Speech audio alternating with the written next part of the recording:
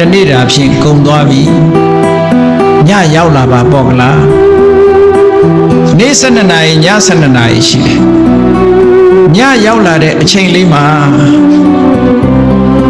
ငါမှသေစရာအကြောင်းတရားတွေအများကြီးရှိနေပါလားငါသေနိုင်တဲ့အကြောင်းတရားတွေအများကြီးရှိနေပါလားအစိရှိတဲ့တတ္တဝါကြိုက်လို့လည်းသေနိုင်တယ်တီးချီကဖောက်ပြန်လာလို့လည်းသေနိုင်တယ်တလိပ်ကဖောက်ပြန်လာလို့လည်းသေနိုင်တယ်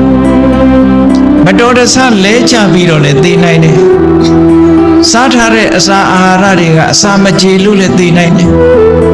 လေဖြတ်ပြီးတော့လည်းသေနိုင်တယ်ဒါဘုရားပြထားတဲ့ဟာပဲခုခေတ်ဆိုဒီတဲ့များတယ်လို့ထား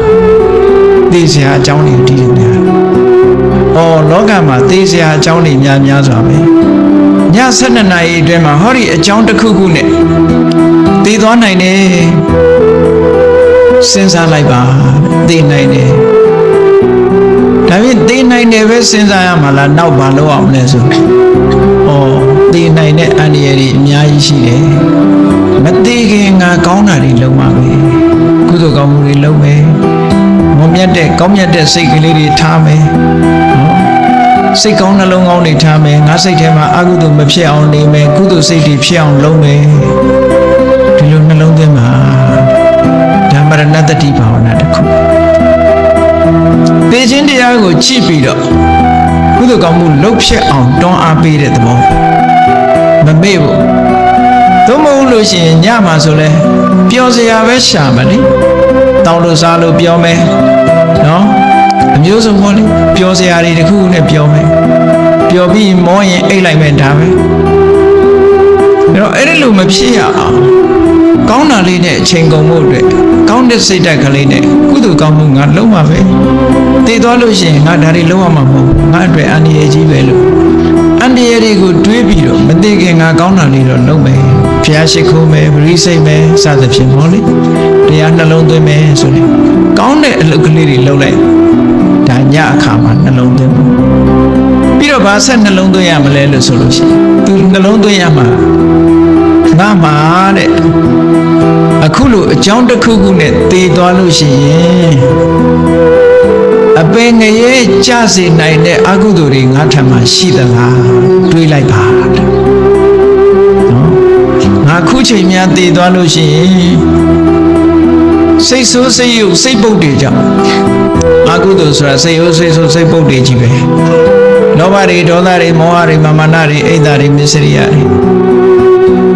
အဲ့ဒီဆိုးညစ်တဲ့သဘာဝတရားတွေအကုသိုလ်တရားတွေငါတဏ္ဍာမှာရှိနေသလားအဲ့ဒီတရားတွေဟာငါ့ကိုအပယ်ကိုချပြစ်မှာပဲငါသိသွားလို့ရှိရင်အဲ့ဒီတရားတွေကငါ့ကိုမကောင်းတဲ့ဘဝကိုပို့ဆောင်နိုင်မယ်အဲ့ဒီတရားတွေငါတဏ္ဍာမှာရှိသလားလို့တွေးလိုက်တဲ့အခါကျတော့ဟာရှိတာပေါ့လို့အဖြေထွက်လိုက်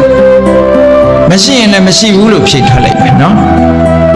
အေးရှိတာပေါ့လို့အဖြေထွက်ရင်ဘာလုပ်မလဲမြတ်စွာဘုရား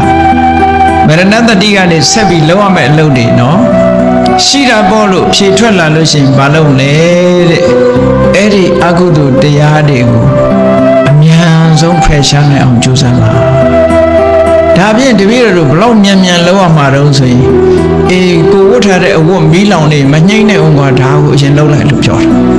ခေါင်းမီးလောင်နေလဲမညှိမ့်လိုက်တဲ့အောင်ညှိမ့်မနေနဲ့ဟောဒီအကုသိုလ်ပယ်ဖို့ရအရင်ကြိုးစားလိုက်တဲ့မြတ်စွာဘုရားပယ်ခြင်းနဲ့ဆန္ဒပယ်တဲ့လုံးလိုက်တတိတံပစညဒီတရားတွေကိုထူထောင်လိုက်ပါဒီလိုကိုခေါ်ထားတာပဲမြတ်စွာဘုရား